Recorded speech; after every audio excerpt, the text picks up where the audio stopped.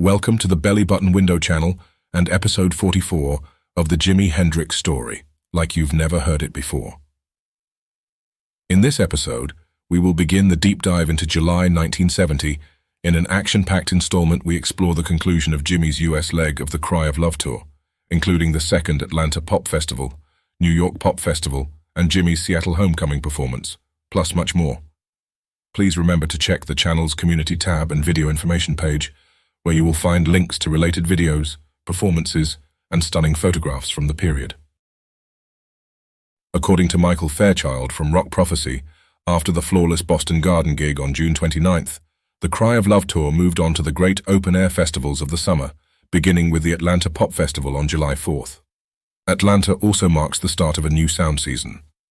Whereas the spring 1970 tapes record guitar tones as taut as enclosed firecrackers, for example, Jimi Plays Berkeley, the outdoor summer sets get super distortion slack resonance, such as Isle of Wight and Maui's Rainbow Bridge gig. It's as if the sound system became congested from open-air acoustics. Still, no matter which tone you prefer, any astute gauge of the playing confirms that right up to the end, Hendrix's guitar licks grew more complex and subtle. Wednesday, the 1st of July at Electric Lady Studios proved to be one of the most rewarding sessions for Jimi in his new studio. Here, the recordings focused on DOLLY, DAGGER, Bolero, Hey Baby, New Rising Sun, Drifting and Slow Part, which would be posthumously renamed Palligap by Michael Jeffrey, who wanted to create a stronger connection with this song and the title of his Hawaiian film Rainbow Bridge. The session then included work on Midnight Lightning and Beginnings before returning to DOLLY, DAGGER before the night ended. While Charles R. Cross noted, on the July 1st session, Jimi cut 19 different takes of DOLLY, DAGGER before achieving a master. He loved that studio, and he spent night after night there, recalled Deeringhow. But he'd get hung up on a song, and one 8-bar thing would take 3 days to fuck with. Thursday, the 2nd of July, sees Jimi continuing at Electric Lady Studios, working on the Easy Rider Jam, while at the same time, according to New Musical Express, the Band of Gypsys album is sitting at number 16 on their top 20 LPs chart. Saturday, the 4th of July, the 2nd Atlanta International Pop Festival, Middle Georgia Raceway near Byron, Georgia. Filmed and recorded, the festival featured, amongst others, support acts Rare Earth, Chambers Brothers, Lee Michaels, Jethro Tull, Cactus, Cat Mother, Rotary Connection and the Gypsy. With between 200,000 and 400,000 stone punters in attendance, and unlike other big festivals that had Hendrix perform near the end, after most people had left, the 2nd Atlanta International Pop Festival saw Jimi play on Saturday night before his largest audience ever. According to the Record Collector magazine, Jimi's in stoned immaculate form, mixing Fire, Spanish Castle Magic and Red House with Lover Man, Message to Love and Freedom. There's a rare showing for All Along the Watchtower and a blistering home stretch of Foxy Lady, Purple Haze, Hey Joe and Voodoo Child, Slight Return, before encores of Stone Free, Star Spangled Banner, Dueling with Fireworks, and Straight Ahead. Thankfully, the cameras were rolling. Concert set list: Fire, Lover Man, Spanish Castle Magic, Red House, Room Full of Mirrors, Getting My Heart Back Together Again, Message to Love, All Along the Watchtower, Freedom, Foxy Lady, Purple Haze, Hey Joe, Voodoo Child, Slight Return, Stone Free, The Star Spangled Banner, Pass It On aka Straight Ahead, and Hey Baby. While Rob Hughes, in a piece titled Jimi Hendrix and the Story of the Last Great Free Music Festival for Louder Sound, wrote, "The real boon of the Atlanta show is Hendrix's decision to showcase a handful of songs from his recent Electric Lady sessions. There are limber, captivating versions of Room Full of Mirrors, Freedom and Straight Ahead. The last two would surface on Cry of Love. The former was made to wait until 1997 for an official release, on compilation First Rays of the New Rising Sun. These songs, vivid, funky, poetic, all suggest that Hendrix was pushing at the frontiers of his own capabilities, ready to break through to a whole new phase in his creative life." Aside from Hendrix and local heroes, the Allmans, others on the bill included B.B. King, Grand Funk Railroad, Richie Havens, the Chambers Brothers, Mountain, Spirit, and Johnny Winter. Hendrix arrived by helicopter at 10 in the evening to discover most of the place in total darkness. The limited capacities of Georgia's rural power system, it transpired, meant that the generators were unable to provide enough lights. Sunday, the 5th of July, sees Hendrix perform 2 shows at the Miami ALAI FRONTON, Miami, Florida. No known setlist exists and very few photographs as well. Tuesday the 14th of July. For the next 2 days at Electric Lady Studios, Jimi works on Come Down Hard on Me, Bolero, and Midnight Lightning. Friday, the 17th of July, sees Jimi perform at the New York Pop Festival, Downing Stadium, Randall's Island, New York, filmed and recorded, with support John Sebastian, Grand Funk Railroad, Steppenwolf, and Jethro Tull. In contrast to Atlanta, Hendrix headlines the badly organized New York Pop Festival at Downing Stadium on Randall's Island, separated from East Harlem by the Harlem River. After a radical Puerto Rican gang, the Young Lords, threaten rioting if proceeds didn't benefit the community, organizers agree to make donations, but the vibe is negative. As gate crashers swell the 15,000 crowd, acts pull out, and an ill-tempered Jimi doesn't start his shortened set until 4 a.m., even returning crowd taunts and tossing off a placatory all along the watchtower. Concert set list: Stone Free, Fire, Red House, Message to Love, Lover Man, All Along the Watchtower, Foxy Lady, Easy Rider, The Star-Spangled Banner, Purple Haze and Voodoo Child, Slight Return. While Charles R. Cross wrote, the only show that didn't require a flyout was the July 17th date at Randall's Island in New York City, part of the New York Pop Festival. A number of radical groups, including the Yippies, the Young Lords, the Black Panthers, and the White Panthers, demanded that all proceeds be turned over or they would riot. Promoters made a donation to those groups, but thousands of protesters snuck in without paying anyway. Jimi didn't go on until 4 a.m., and as he played, the public address system kept picking up radio transmissions. The malfunctions put Jimi in a foul mood, and he snapped at the crowd several times. When he dedicated Voodoo Child to Devon, Colette, Deering, and a few others, the crowd booed. "Fuck off," Jimi replied. "These are my friends." The Randall's Island concert would be the last time Jimi ever appeared on a stage in New York City. His last words to a New York crowd were ones of anger. "Fuck you and good night." Sunday, the 19th through to Thursday, the 23rd of July. The record collector explains, much was achieved at Electric Lady Studios working on Nightbird Flying, Straight Ahead, which gets its vocal, Astro Man, Freedom, Drifter's Escape, and Dolly Dagger. On Monday, Lover Man, usually so potent live, still fails to combust in the studio. On tour, Jimi and Billy had worked up a song on a little amp in their hotel room called Tune X, just came in their hotel room. After around 30 takes on Tuesday, it's evolving nicely into In From the Storm, getting its basic track after 19 more takes on Wednesday. Overdubs are planned, but this will form the version on Cry of Love. On Thursday, the trio produce a definitive version of Drifting. "Let me do some sea sounds," says Jimi, doing a sound painting using a Leslie organ speaker and backwards guitars. The gorgeous angel sprouts her wings over 7 takes, Jimi and Billy applying overdubs sitting in the control room with Eddie Kramer, rather than isolated in the booth. Common practice now, unusual then, and hilariously, Billy's bass line is inspired by Skip and Flip's 1960 pop swooner Cherry Pie. Saturday, the 25th of July, and the Cry of Love tour hits the San Diego Sports Arena in San Diego, California with support act Cat Mother. Concert set list: Fire, Hey Joe, Purple Haze, Foxy Lady, Red House, The Star-Spangled Banner, Voodoo Child, Slight Return, and Hey Baby. San Diego Union, The Hendrix Experience Remains One, by Carol Alton. Jimi Hendrix reaffirmed his position as one of pop music's most sensational figures and guitarists in concert Saturday night at the Sports Arena. Appearing in red velvet bell-bottoms and a poncho with exaggerated sleeves, Hendrix oscillated the pulse of most every teeny bopper in the near-sold-out house, as well as most older ones too.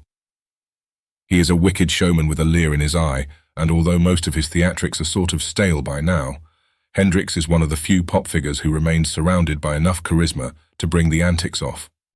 Magic quality. Playing the guitar with his teeth behind his back and doing any number of other things with it don't perhaps add terribly to Hendrix, the guitarist, because without them he would be quite good enough. But part of the magic and the mystique of Hendrix would be gone.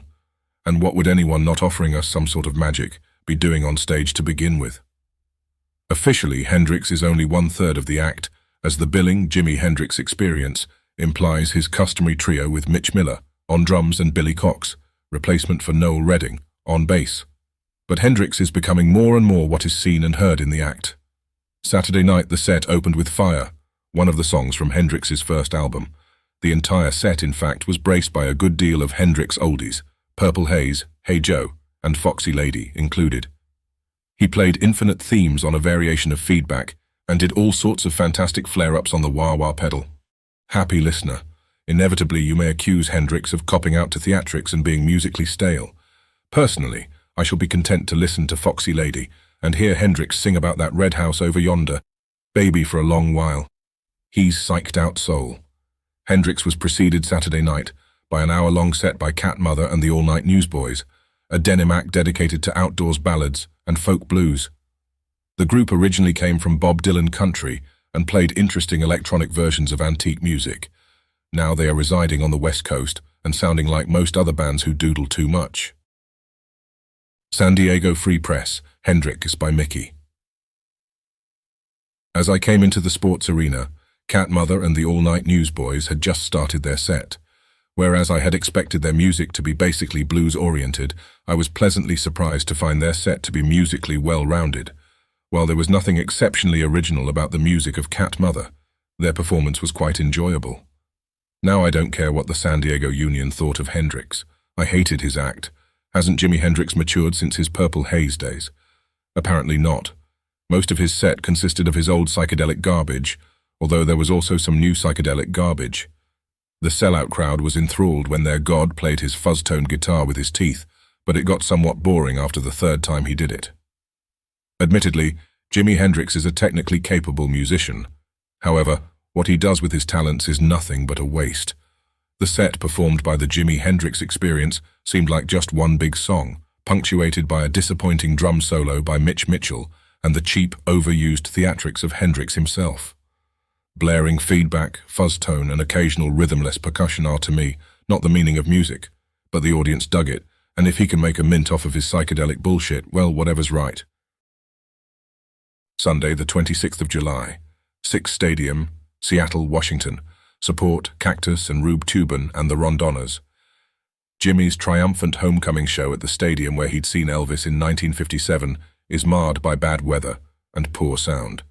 The next time I go to Seattle will be in a pine box, he reputedly predicts. Jimi Hendrix returns to his hometown of Seattle, Washington, where he is greeted at the airport by a large number of friends and family. Over the next 2 days, Jimmy spends a lot of time with his family members. On the morning of July 26th, the sun rose with a promising day. The star and his father Al Hendrix celebrated with a little drink. The festival lasts all day and is billed as an open-air concert, but the ground is muddy from rain, a danger in Seattle even in late July. The next day, the Seattle Times wrote, "The outfield grass was a soggy carpet and the infield dirt a giant mud cake." Still, a moderately sized crowd braved Seattle's fickle precipitation and huddled on the field and in the stands to see Jimi Hendrix play. When the band took the stage at 7:15 p.m., Hendrix kicked things off by addressing the crowd, saying, "I want you to forget yesterday and tomorrow and make our own little world here." To his wet audience, he added, "You don't look very happy, but we'll see if we can paint some faces here." He opened with the song Fire. At the end of the song, a fan threw a pillow on the stage, annoying Hendrix. "Oh, please don't throw anything here," he said. "Please don't do that, because I want to ride on someone's head anyway, fuck you," to whoever put the pillow in the crowd, and he then turned them around by confessing that he had had a few scotches. Midway through their second song, Message to Love, a dejected Hendrix walked off stage, leaving Mitchell to improvise a drum solo as the rain fell. Anthony "Tiny Tony" Smith, a member of the team, said that Hendrix was furious behind the scenes over his continuing family problems, that he had once again feuded with his father. Hendrix said he was going to stay and spend the night in the trailer parked at the stadium, although he eventually returned to the family home to while away the hours. However, his family time was far less than his last visit to Seattle. Concert set list: Fire, Message to Love drum solo, Loverman, Machine Gun, The Star-Spangled Banner, Purple Haze, Getting My Heart Back Together Again, Keep on Groovin', Voodoo Child, Slight Return, Hey Baby, Freedom, Red House, and Foxy Lady. According to Charles R. Cross, Jimi looked even more exhausted than usual after the concert, but he still managed to find time for an extended conversation with Freddie Mae Gautier. Gautier was another link with the past. Her mother had cared for Jimi when he was an infant. She described Jimi as wistful and sad during their visit, and said it was as if he were under a spell. Gautier had known Jimi his entire life, and she knew all the important characters in his early life. That night, he wanted to hear about his youth. Despite his argument that day with Al, Jimi spoke warmly of his father, saying he had come to understand the difficult life that Al had endured. His dad had struggled to raise him in Lyon, Gautier would later recall, and Al would be up all night, sometimes working. As Jimi got older, he realized how much his dad had given up for him in Lyon. According to Sharon Lawrence, when Jimi flew into Seattle, he felt shivery and cold as a strong breeze kicked up. Well aware of how changeable the Seattle weather could be, he had misgivings about playing in the outdoor Six Stadium. Jimi felt certain it would rain. Slowly the sky turned grey, and so did his mood. Sammy Drain, his boyhood friend and guitar freak, recalled, "It rained that night at the show, and there was electrical problems. It was dangerous. I saw Jimi at his dad's house after the concert. He kept saying, 'Sammy, it was a bummer. A bummer.'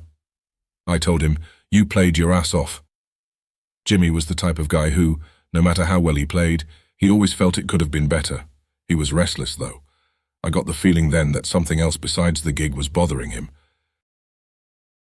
While Charles Cross elaborated, the show was scheduled for Six Stadium, a 26,000-seat ballpark in the Rainier Valley that had been the home of the Seattle Pilots before Bud Selig moved the team to Milwaukee in the spring of 1970. It was the first and only time that Jimi, as a star, performed in his old neighborhood. He had walked by Six Stadium countless times in his youth, perhaps fantasizing that one day he'd be the attraction inside. Now he was. Jimi took a morning flight to Seattle on Sunday, July 26th. Though his stadium concert was scheduled to start at 2:30 p.m., he wouldn't go on until the evening because of 2 opening acts and extraordinarily long set breaks. He had hoped to get a few hours of sleep in the afternoon, but that proved impossible when his family converged. "He was tied up from minute one," recalled promoter Dan Fiala. Jimi had initially asked that his family not be told his arrival time. "They'd be calling our office 10 times a day saying they were going to pick him up," observed Fiala. "Meanwhile, management was telling us, we've got to isolate him because they are driving him nuts." Jimi appeared torn during each of his Seattle visits. While he enjoyed seeing his family, his visits only reinforced how different a world he now lived in. In Seattle, he was Buster Hendrix, who still deferred to his father. Everywhere else, he was a self-made man and a superstar. Fiala had worked on other experience shows, but had never seen Jimi as exhausted as he appeared that day. Jimi complained he had been up all night. "Everyone thought it was drugs," Fiala observed, "but he was really beat. He was even beat up looking. He had been working way too hard, going in the studio when he wasn't touring, and it was really getting him." Jimi repeated the tale of his exhaustion to several people, who urged him to take some time off. In the wee hours of the morning, and after dropping some acid, Hendrix, a cousin, and a few family friends jumped in a car and spent a few hours cruising around Seattle, checking out some of his old childhood haunts, including Harborview Hospital, where he was born, the Yesler Terrace Housing Project, Garfield High School, and one of his family's former homes on Yesler Way. And they took a back road all the way around Lake Washington. The next morning, the band flew to Hawaii for shows in Maui on July 30th and Oahu on August 1st, their final shows in the United States before returning to England. Tuesday, the 28th of July, Hendrix leaves for the Hawaiian island of Maui to film Jeffrey and former Warhol associate Chuck Wine's movie, originally called Wave, later retitled Rainbow Bridge, after the Rainbow Bridge vibratory color sound experiment on Rainbow Ridge. Jimi loves the island's calm and spiritual community, enjoying the company of artist Melinda Merriweather, who appears in the film and inspires a 21-minute song suite, Scorpio Woman. On Thursday, Hendrix, Cox and Mitchell played 2 sets on the side of a dormant volcano for several hundred fishermen, surfers, space cadets and groupies, with seating arranged by their zodiac signs, which Jimi illustrates with notes on his guitar.